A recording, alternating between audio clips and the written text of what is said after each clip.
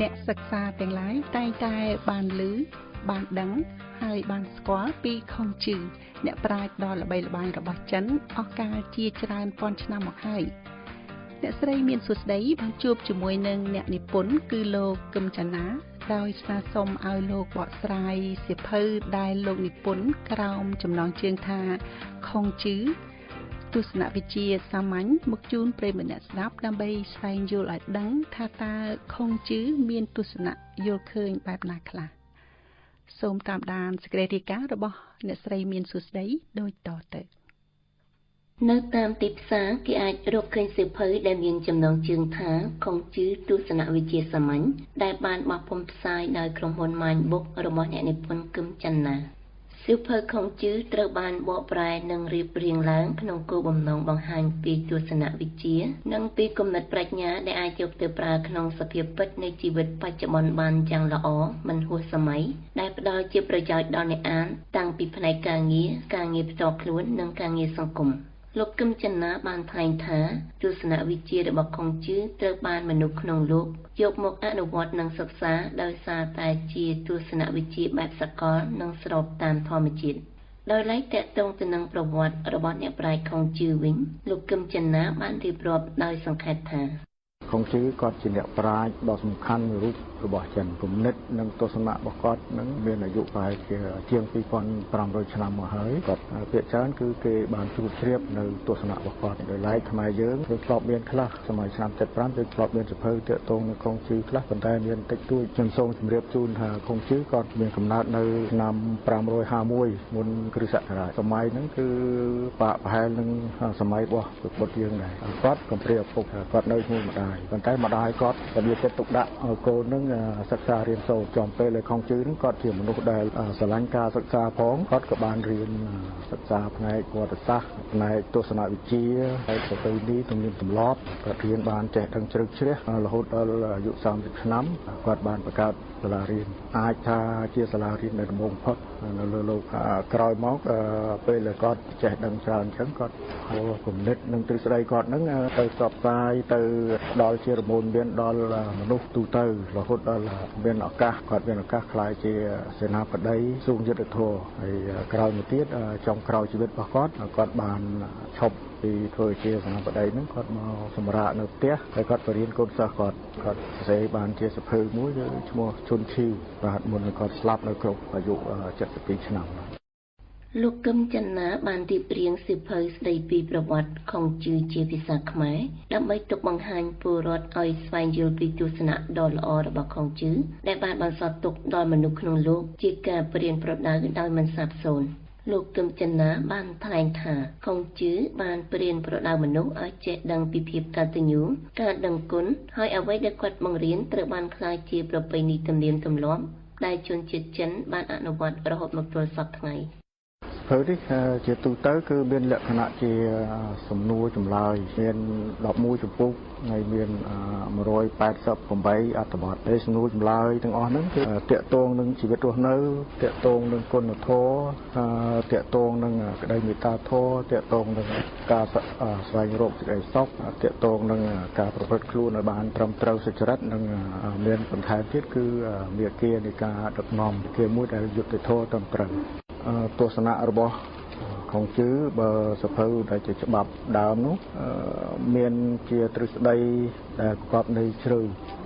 ហើយអាចធ្វើឲ្យអ្នកអាននឹងពិបាកយល់បន្តិចដូច្នេះសភៅទស្សនវិជ្ជាសាមញ្ញរបស់ខុងជឺនេះមានការបកស្រាយនឹងរឿងខ្លីៗទៅតាមវិធីមួយដែលឲ្យយើងឆាប់យល់ហើយវាសមនឹងតម្រូវការយើងដំបូងចេះខ្ញុំជឿថាវាជួយឲ្យយើងអានមិនសូវធុញបាទផ្ដល់ការងាយស្រួលក្នុងការក្តាប់យកអត្ថន័យពីក្នុងសភៅហ្នឹងដោយយើងមិនប្រើពាក្យប្រើភាសាដែលជ្រៅពេកដូចជាមានឧទាហរណ៍ជារឿងខ្លីៗក្នុង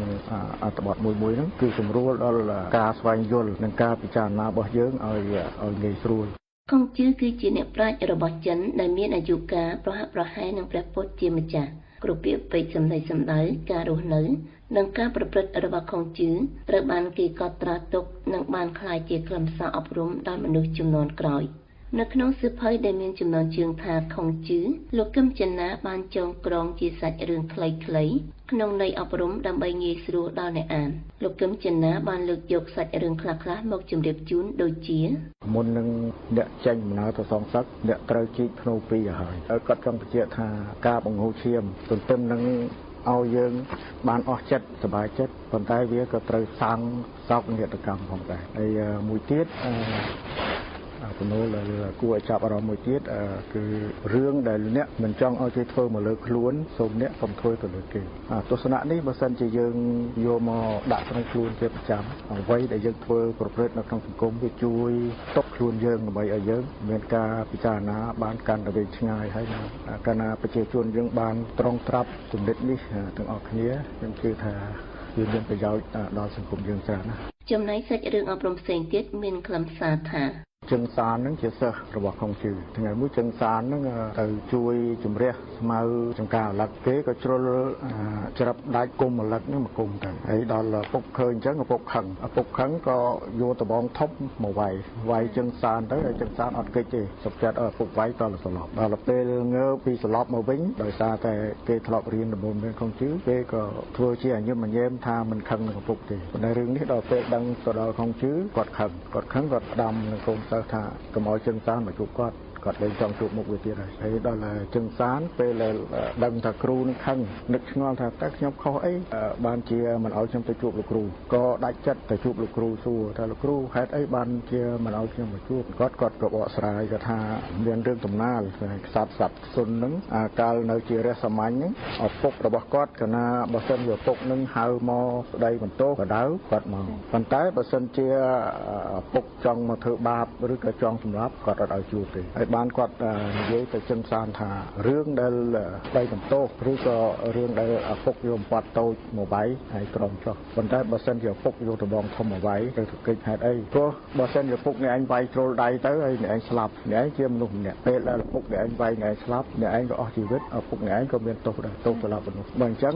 អាសោកនាដកម្មហ្នឹងវាបង្កធ្វើឲ្យយើងស្លាប់ផងធ្វើឲ្យឪពុកយើងមានទោសផងតើសមទេអញ្ចឹងបានថាដបងតូចឲ្យក្រំដបងធំឲ្យកិច្ចហ្នឹងបានន័យថាបើសិនជាយើងមិនកិច្ចពេលហ្នឹងទេគ្រោះថ្នាក់នឹងមានមកលើយើងផងនឹងមានទៅលើឪពុកយើងផងនៅក្នុងសៀវភៅដដែលនេះក៏បានលើកយកសាច់រឿងខ្លីមួយទៀតដែលបានបង្រៀនមនុស្សឲ្យយល់ពីភាពកំណាញ់ស្វិតរបស់មនុស្សផងដែរខុងជឺគាត់ចេញដំណើរទៅធ្វើដំណើរទៅចេញមកទៅក្រៅហើយតែដល់មានភ្លៀងធ្លាក់សិស្សម្នាក់ប្រាប់គាត់ថាលោកគ្រូភ្លៀងអញ្ចឹងយើងទៅខ្ចីយានជំនិះរបស់ជឺសាងហ្នឹងមកជិះទៅវាងាយស្រួលយើងមិនទៅទឹកភ្លៀងបានខុងជឺគាត់ថាជឺសាងជាមនុស្សកំណាញ់កាលណាយើងទៅខ្ចីវាអាចធ្វើឲ្យគេអន់ចិត្តនឹងយើងអាចធ្វើឲ្យគេមិនពេញចិត្តដូច្នេះពេលគេមិនពេញចិត្តវាធ្វើឲ្យមិត្តភាពរបស់យើងនឹងត្រូវបាត់បង់កាយថាករណីណាដែលមិត្តរបស់យើងមានចំណុចខ្សោយណាមួយមានគុណវិបត្តិកន្លែងណាមួយយើងកុំប្រសើរគប់គេដើម្បីអីដើម្បីឲ្យយើងអាចចាប់គប់គ្នាបានយូរអង្វែងទៅជាចំណុចខ្សោយរបស់គេហើយយើងកុំទៅប៉ះពាល់ហើយធ្វើឲ្យខូចចំណងមិត្តភាពហើយជួនកាលយើងអាចនឹកអត់ឃើញពេលដែលយើងបានអានទៅយើងនឹងជឿថាមានអ្វីមួយដែលជួយដាស់យើងឲ្យនឹកឃើញអ្វីតិចតួចដែលវាមានប្រយោជន៍ក្នុងជីវិតរបស់យើងយោងលើសៀវភៅរបស់លោកកឹមចនាខុងជឺជាមនុស្សដែលបានបង្រៀនមនុស្សឲ្យយល់ពីតម្លៃគុណធម៌8យ៉ាងទស្សនវិជ្ជារបស់ខុងជឺត្រូវបានអ្នកប្រាជ្ញលើលោកទទួលស្គាល់ហើយអ្វីដែលគួរឲ្យកត់សម្គាល់គឺទស្សនវិជ្ជារបស់ខុងជឺនិងទស្សនវិជ្ជារបស់ព្រះពុទ្ធត្រូវបានគេរកឃើញថាមានភាពប្រហែលគ្នានិងទិសដៅដូចគ្នាគុណធម៌សំខាន់របស់ខុងជឺនោះគឺមាន8ទី1នោះគឺកតញ្ញូការដឹងគុណឪពុកម្ដាយឬក៏ដឹងគុណដែលធ្លាប់ធ្វើគុណចំពោះខ្លួនកតញ្ញូហើយទី2ឲ្យចេះស្រឡាញ់បងប្អូនទី3គឺត្រូវស្មោះត្រង់ចំពោះមេកាយឬក៏ចំពោះគុណទី4គឺគោរពពាក្យសច្ចៈកាលណាយើងនិយាយអ្វីយើងត្រូវតែធ្វើទី5គឺមានសិលធម៌គឺជាគុណធម៌ទូទៅដែលយើងធ្លាប់ដឹងហើយទី6គឺមានមេត្តាធម៌7គឺមានភាពសុចរិតយុត្តិធម៌ហើយទី8ឲ្យចេះខ្មាស់អៀននិងអំពើអាក្រក់ក្នុងទស្សនៈខុងជឺនិងទស្សនៈវិជ្ជារបស់ពុទ្ធអ្វីដែលយើងគួរឲ្យកត់សម្គាល់ហ្នឹងគឺពុទ្ធសាសនាយើងមានជាតិមុខមានជាតិក្រោយមានជាតិចំពោះអ្វីដែលខុងជឺនិយាយដំបូងមានអ្វីដែលខុងជឺផ្ដៅហ្នឹងគាត់អត់ដែលនិយាយពីរឿងជាតិមុខជាតិក្រោយគឺគាត់និយាយក្នុងជាតិនេះទាំងមូលប៉ុន្តែគាត់ថាធ្វើបុណ្យបានបុណ្យធ្វើល្អបានល្អធ្វើអាក្រក់បានអាក្រក់ដូចគ្នាប៉ុន្តែគាត់ និយាយគឺក្នុងជាតិនេះលោកកឹមចន្ទណាបានកត់សម្គាល់ថាទ្រឹស្ដីខុងជឺមានអត្ថន័យខ្លឹមសារភាគច្រើនជាការអប់រំមនុស្សនិងសង្គមដូច្នេះជាការគួរឲ្យសោកស្ដាយប្រសិនបើអ្នកទាំងឡាយជាពិសេសក្នុងឋានៈជាអ្នកដឹកនាំមិនបានអានសៀវភៅខុងជឺចំណុចជាច្រើនដែលផ្ដល់ជាកតិផ្ដល់ជាគំនិតក្នុងការដឹកនាំគ្រប់គ្រងគឺពយល់ពីមេគាដឹកនាំដែលត្រឹមត្រូវដែលយុត្តិធម៌ធ្វើយ៉ាងណាឲ្យមានប្រយោជន៍ដល់ជារាជមនុស្សទូទៅដែលយើងមិនត្រូវការគ្រប់គ្រងខ្លួនឯងជាធំសិតតែរបស់ហ្នឹងគឺសិតតែមានប្រយោជន៍សម្រាប់ការដឹកនាំមិនមានថាតែការដឹកនាំប្រទេសទេគឺការដឹកនាំជំនួញគឺការដឹកនាំគ្រួសារការដឹកនាំជីវិតហ្នឹងគឺអាចយកមកប្រើបានដូចគ្នានៅទីណាក៏មានគេស្គាល់ពីទស្សនៈของជឿនឹងដែរហើយមួយទៀតបើសិនជាទស្សនៈហ្នឹងមិនមានសច្ចភាពក៏មិនអាចគង់វង្សនៅបានរហូតដល់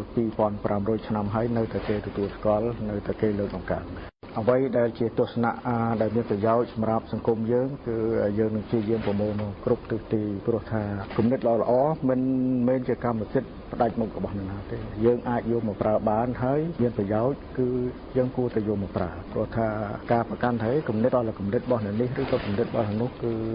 ជាគំនិតមួយដែលមិនរីកចម្រើនទេគំនិតដែលយើងរីកចម្រើនបានតើយើងមានចំណេះដឹងពីណាក៏ដោយគំនិតណាក៏ដោយដែលមានប្រយោជន៍សម្រាប់ខ្លួនយើងសម្រាប់សង្គមយើងយកមករៀនសូត្រប្រទេសដែលជឿនលឿនគេធ្វើបែបនេះរួចមកហើយជាចុងក្រោយលោកកឹមចន្ទណាបានថ្លែងថាការអានសៀវភៅក្រៅពីផ្ដល់ប្រយោជន៍ជាការកម្សាន្តសៀវភៅបានផ្ដល់នូវចំណេះដឹងនិងការបង្ហាញផ្លូវក៏ប៉ុន្តែលោកក៏បានណែនាំឲ្យអ្នកអានទាំងឡាយគួរប្រើការពិចារណាបន្ថែមទៀតដោយមិនមែនគ្រាន់តែជាការអានដោយមិនបានពិចារណានោះទេសូមអរគុណសូមភ្ជាប់ទំនាក់ទំនងជាមួយកម្មវិធីខេមរៈភាសានៃ Radio Australia ដោយចូលទៅ website khmer.radioaustralia.net.au ដើម្បីរកកម្មវិធីប្រចាំថ្ងៃដែលមានជាអត្ថបទសំឡេងនិងរូបភាពពាក់ព័ន្ធនឹងព័ត៌មានព្រឹត្តិការណ៍បច្ចុប្បន្នព្រមទាំងនីតិឯកទេសប្រចាំសប្តាហ៍លោកអ្នកក៏អាចសិក្សាភាសាអង់គ្លេសតាមមុខជំនាញផ្សេងៗទៅតាមចំណង់និងចំណូលចិត្តលោកអ្នកក៏អាចផ្ញើសារជា SMS មកយើងខ្ញុំតាមលេខ+61 427 72 72 និង 72 ឬក៏អ៊ីមែលមកកាន់ khmer@radioaustralia.net.au ដើម្បីភ្ជាប់ទំនាក់ទំនងជាមួយនឹង Radio Australia